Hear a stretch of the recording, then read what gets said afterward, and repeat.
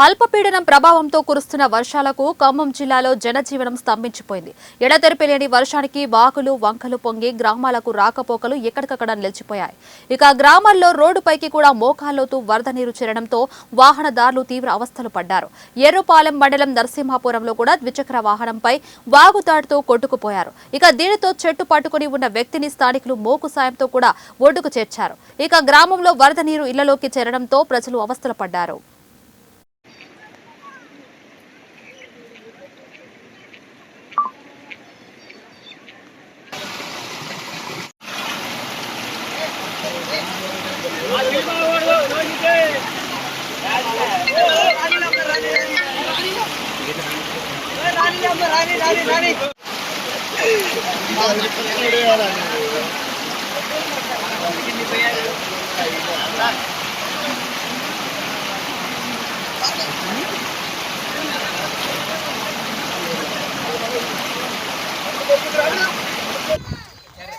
ప్రతి సంవత్సరం ఇలాగే ఉంటుందా?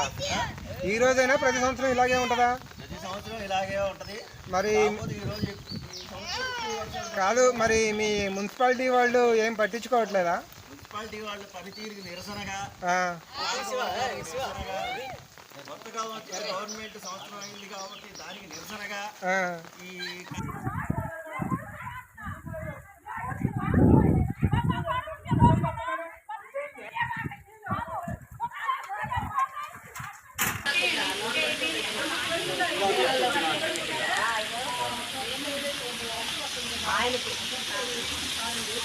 నాన్నకి దాంట్లో నేను బిర్యానీ స్టార్ట్ అవుతుంది.